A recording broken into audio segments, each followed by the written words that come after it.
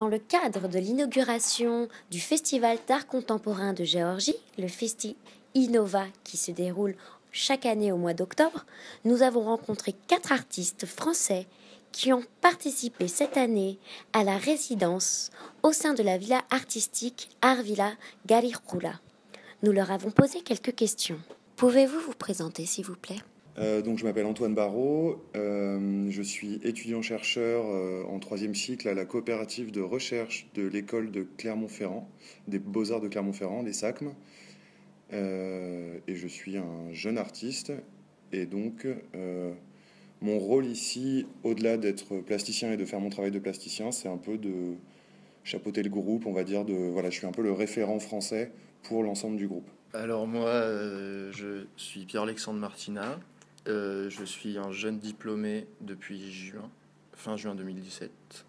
Et je suis venu faire cette résidence pour découvrir des nouvelles techniques de travail et le lieu de la Villa Garicula et les gens qui y résident. Moi, je suis Nathalie Adjachiachvili. Je travaille à la Villa Garicula et je m'occupe de, de la résidence qu'on fait avec les Français.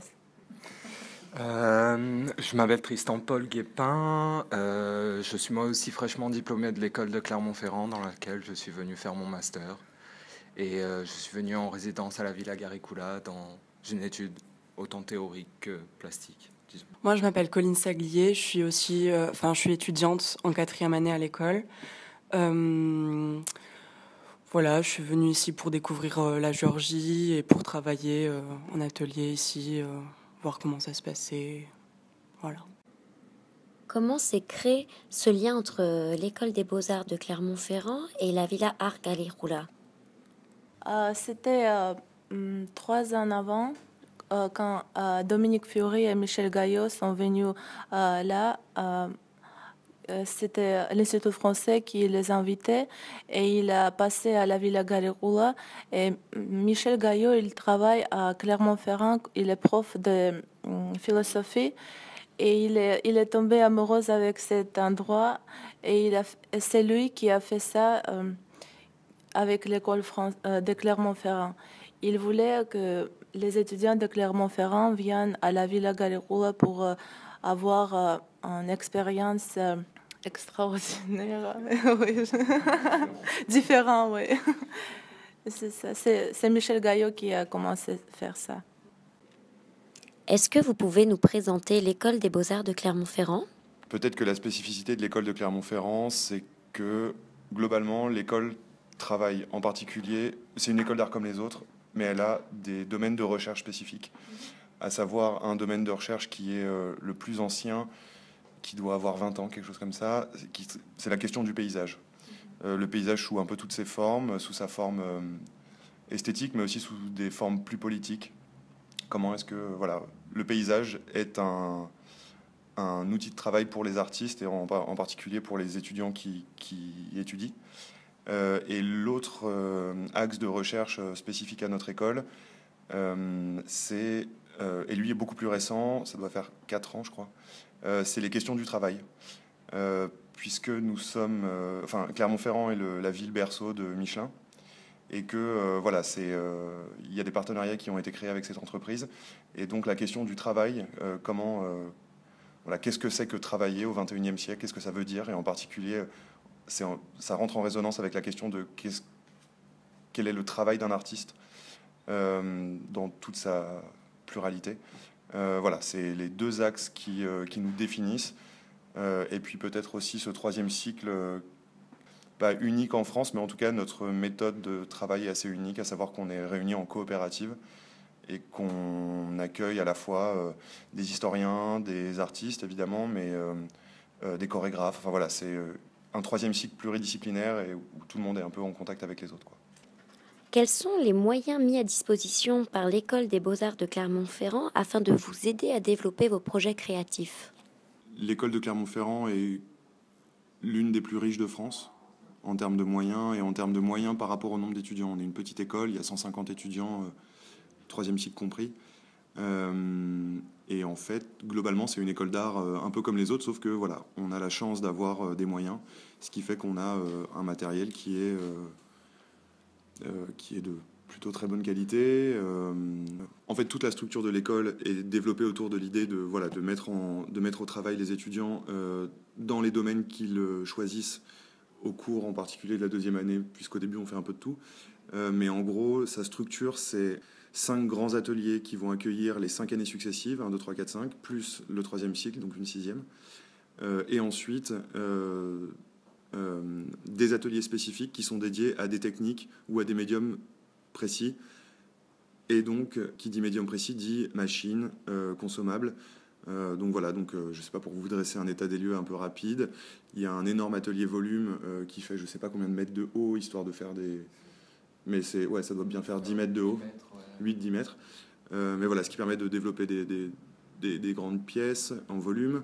Il y a une menuiserie qui est très bien équipée. Il y a un atelier qui va avec un technicien, évidemment. Ah oui, parce que l'école, évidemment, met des techniciens à disposition. Voilà, des gens qui connaissent, par exemple, dans la menuiserie, il y a un menuisier. Enfin, ça peut paraître bête, mais c'est assez sympa d'avoir ça. Il y a un atelier qui va, lui, concerner tout ce qui est la gravure, en tout cas les techniques d'estampe, donc d'impression. Donc ça va de la lithographie jusqu'à la sérigraphie. Donc ça fait un peu une histoire de l'imprimerie. Donc évidemment, il y a une salle informatique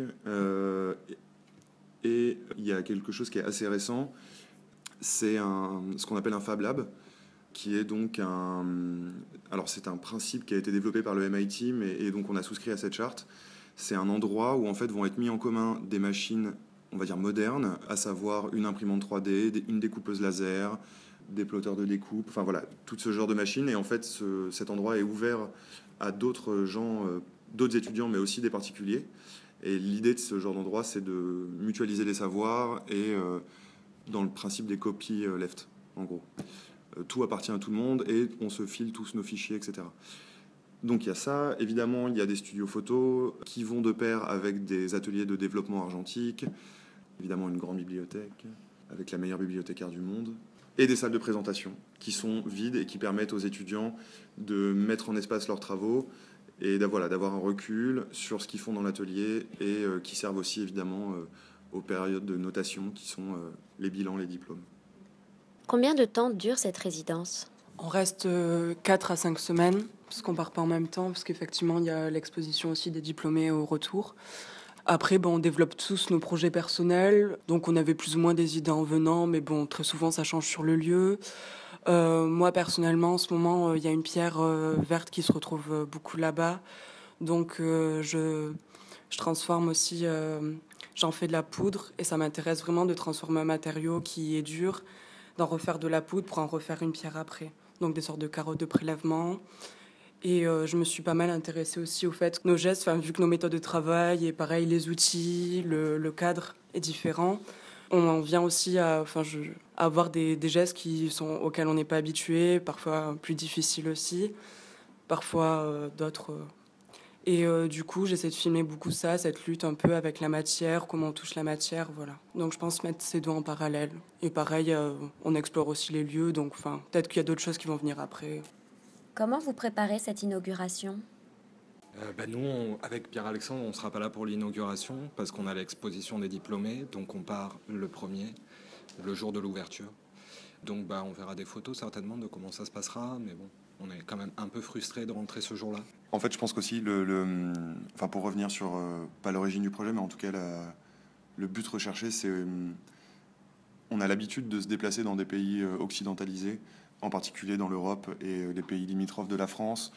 Il y a une résidence avec New York, et je pense aussi que le but de venir dans un pays de l'ancien bloc URSS, dans un pays qui est au carrefour de 2 continents.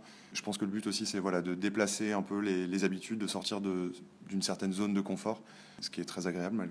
Il n'y a pas de violence, quoi.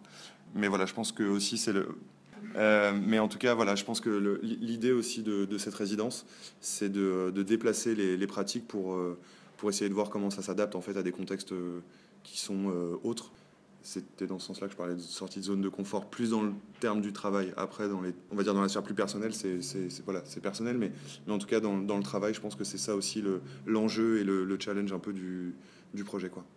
Comment votre école sélectionne les participants pour cette résidence ? Alors, comme pour à peu près toutes les résidences de l'école, mais comme pour beaucoup de choses en fait, il y a un appel à projet qui est lancé au sein de l'école et à destination des étudiants. Et ensuite, donc c'est un appel à candidature. Donc en fait, l'étudiant produit un dossier qui va être en général composé d'une note d'intention sur un travail à faire sur place ou sur un axe théorique à creuser, pareil, en lien avec le lieu évidemment.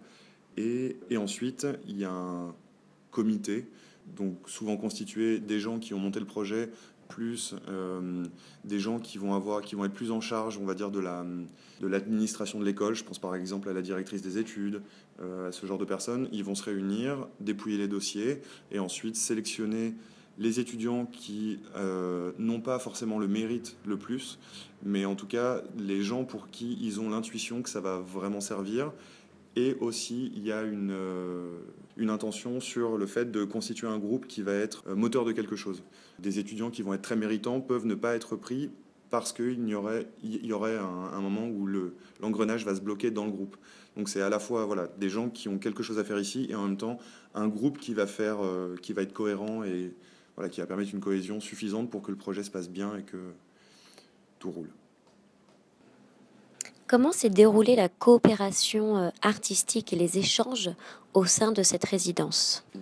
Disons qu'au sein de la villa, je suis le premier, mais les gens ne comprennent pas forcément. Et du coup, moi, ce qui m'a beaucoup frappé, c'est qu'on parle énormément avec des gestes, des mains et des contacts de matériaux.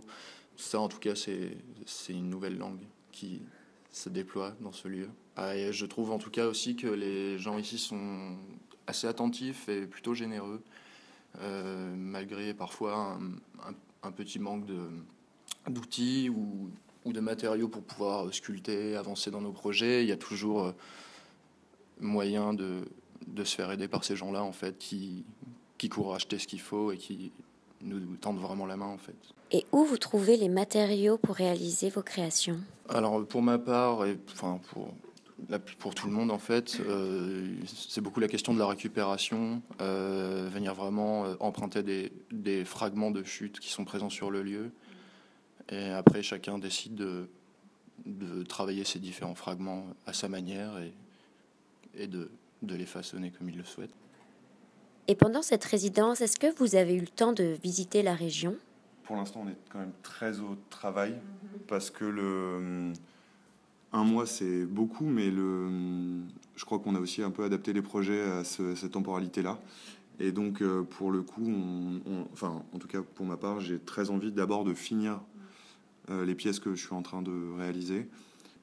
Après, pour les visites, oui, on a fait un petit tour, mais c'est pas du tout... Oui, évidemment. Voilà, par exemple, il y a cette qui est donc ce village troglodyte qui a ensuite été récupéré par des moines pour faire un monastère, etc., qui est donc un parc national. Mais ça, c'est c'est des choses qui sont assez proches de nous, de notre situation géographique, et qui évidemment sont assez frappantes et assez sublimes. Après, une résidence, c'est aussi un temps de travail. Et en tant que chapeauteur en chef, je me dois aussi de faire attention à ce que ça ne devienne pas des vacances, mais même si évidemment les visites sont fortement conseillées. À qui s'adresse votre festival ? Le ministère de la Culture va venir, mais les artistes géorgiennes vont venir. La Géorgie est comme ça. Les artistes géorgiennes, c'est comme la grande famille. Et après, ils invitent les autres. Du coup, on a toujours, chaque année, on a du monde à la ouverture. Mais le public, c'est très différent. Il y a les étudiantes, les artistes, juste les gens qui sont intéressés dans l'art. Vous souhaitez rajouter quelque chose avant de conclure ? Moi, j'avais envie de rajouter un petit truc quand même qui me paraît assez important par rapport à la question du travail, de la résidence, de l'échange. Et je pense qu'aussi ce qui est très très intéressant et très formateur, c'est qu'on arrive dans un lieu où on a tout à découvrir. Donc du coup, on n'est pas arrivé, on s'est mis tout de suite au travail. Il y a déjà le temps d'observation, le temps d'acclimatation qui permet aussi de nous se situer à l'intérieur de tout ça et dire bon ok, comment je regarde les choses, et comment je les pense aussi. Et finalement, après, voilà, il y a certains projets. On est quelques artistes sur la résidence à avoir eu quelques problèmes avec des questions de nudité, par exemple, et par rapport à la religion. Et du coup, c'est des choses où on n'a pas l'habitude d'être confronté à ça en France ou même ailleurs, en Europe, en Occident, globalement. Je parle d'une troupe qui est lettonienne, qui se constituait là-bas, en tout cas.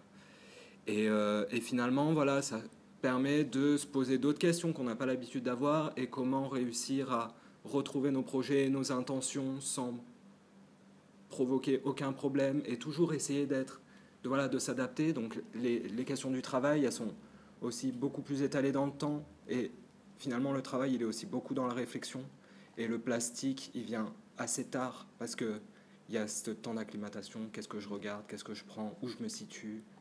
Et ça, c'est des choses où voilà, on est là-dedans aussi. Un peu pour rebondir et en même temps pour compléter la réponse sur comment est-ce qu'on travaille avec les artistes géorgiens. Le fait est qu'à Garicula, il y a énormément d'artistes étrangers.